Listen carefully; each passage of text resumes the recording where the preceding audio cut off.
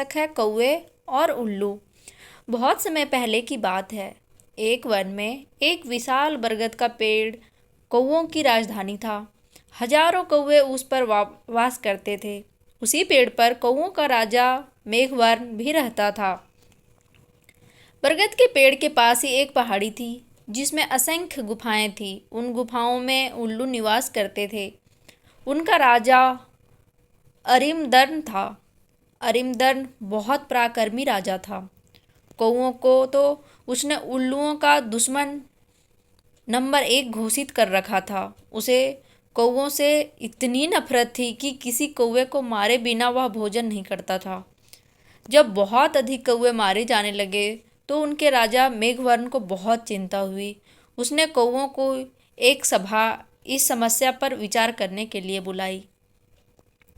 मेघवर्ण बोला, मेरे प्यारे कौवों, आपको तो पता ही है कि उल्लुओं के आक्रमणों के कारण हमारा जीवन असुरक्षित हो गया है।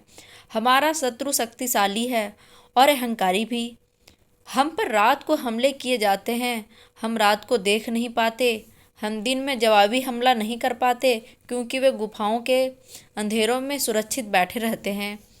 फिर मेघवर्ण ने सयाने और बुद्धिमान कौओं से अपने सुझाव देने के लिए कहा।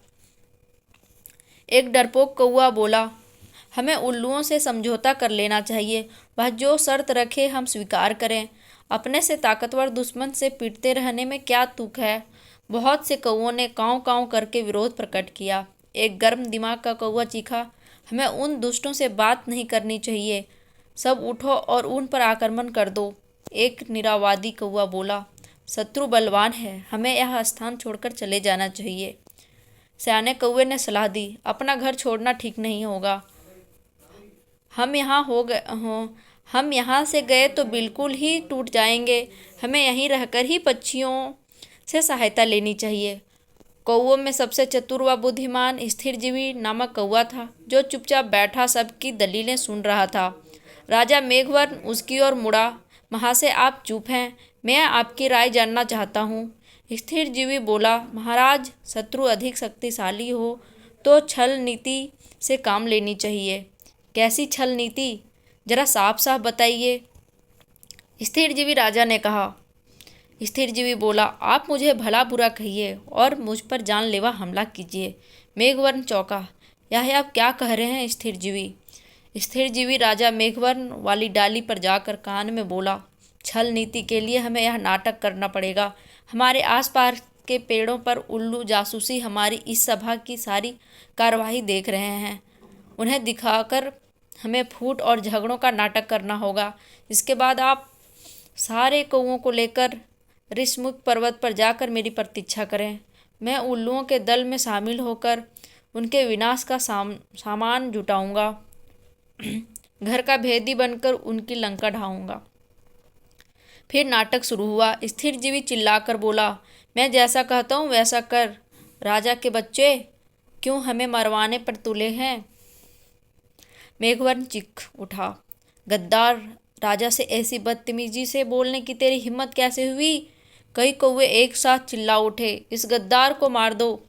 राजा मेघवर्ण ने अपने पंख से स्थिरजीवी को जोरदार झापड़ मारकर टहनी से गिरा दिया और घोषणा की, मैं गद्दार स्थिरजीवी को कौवा समाज से निकाल रहा हूँ। अब से कोई कौवा इस नीच से कोई संबंध नहीं रखेगा। आसपास के पेड़ों पर छिपे बैठे उल्लू जासूसों की आंखें चमक उठी। उल्लुओं के राजा को जासूसों से सूचना दी कि कौवों में फूट पड़ गई है, मारपीट और गाली गलौज हो रही है। इतना सुनते ही उल्लुओं के सेनापति ने राजा से कहा, महाराज, यही मौका है कौवों पर आक्रमण करने का। इस समय हम उन्हें आसानी से हरा देंगे। उल्लुओं के राजा अरिमदर्न को सेनापति की बात सही लगी। उसने तुरंत आक्रमण का आदेश दे दिया। बस फिर क्या था, हजारों उल्लुओं की सेना बरगद के पेड़ पर आक्रमण करने चल दी, परंतु वहाँ एक भी कौवा नहीं मिलता भी कैसे। योजना के अनुसार मेघवर्ण सारे कौवों को लेकर ऋषमुख पर्वत की ओर कूच कर गया था। पेड़ खाली पाकर उल्लुओं के राजा ने थूका, कौवे हमारे सामना करने की बजाय भाग गए। ऐसे कायरों पर हजार थू। सारे उल्लू हूँ हूँ की आवाज़ निकालकर अपनी जीत की घोषणा करने लगे। नीचे झोपड़ियों में गिरा पड़ा स्थिर जीवी कौवा यह सब देख रहा था। स्थिर जीवी ने काँव काँव की आवाज़ निकाली। उसे देखकर जासूस उल्लू बोला, अरे यह तो वही कौवा है जिसे इनका राजा धक्का देकर गिरा रहा था और अपमानित कर रहा था। उल्लुओं का राजा भी आया। उसने पूछा, तुम्हारी यह दुर्दशा कैसे हुई? स्थिर जीवी बोला, मैं राजा मेघवर्ण का नीति मंत्री था। मैंने उनको नेक सलाह दी कि उल्लुओं का नेतृत्व इस समय एक पराक्रमी राजा कर रहे हैं। हमें उल्लुओं की अधीनता स्वीकार कर लेनी चाहिए। मेरी बात सुनकर मेघवर्ण क्रोधित हो गया और मुझे फटकार कर कौवों की जाति से बाहर कर दिया। मुझे अपनी शरण में ले लीजिए। उल्लुओं का राजा अरिमर्दन सोच में पड़ गया। उसके सयाने नीति सलाहकार ने कान में कहा, राजन, शत्रु की बात का विश्वास नहीं करना चाहिए। यह हमारा शत्रु है, इसे मार दो। एक चापलूस मंत्री बोला, नहीं महाराज, इस कौवे को अपने साथ मिलाने में बड़ा लाभ रहेगा। यह कौवों के घर के भेद में हमें बताएगा। राजा को भी स्थिर जीवी को अपने साथ मिलाने में लाभ नजर आया और उल्लू स्थिर जीवी कौवे को अपने साथ ले गए।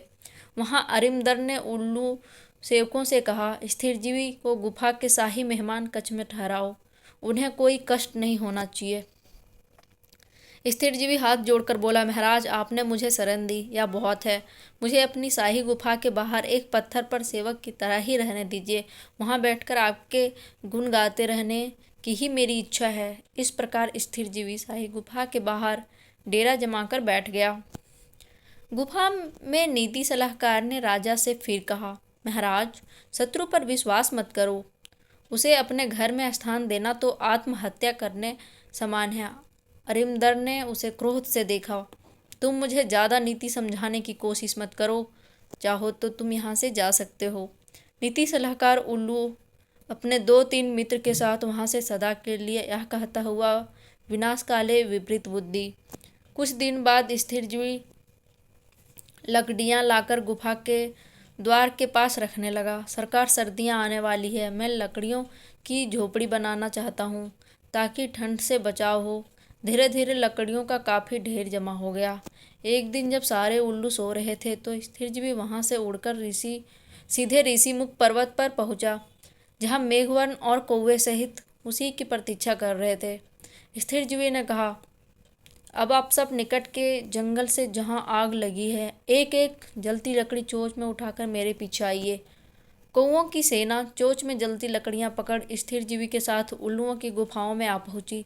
स्थिर जीवी द्वारा ढेर लगाई लकड़ियों में आग लगा दी गई।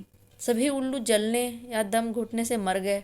राजा मेघवर्ण ने स्थिर जीवी को कौवा रत्न की उपाधि दी। सीख, शत्रु को अपने घर में पनाह देना अपने ही विनाश का सामान जुटाना है। फ्रेंड्स, यदि यह वीडियो मेरा अच्छा लगा हो तो मेरे चैनल को लाइक करें, सब्सक्राइब करें एंड शेयर करना ना भूलें।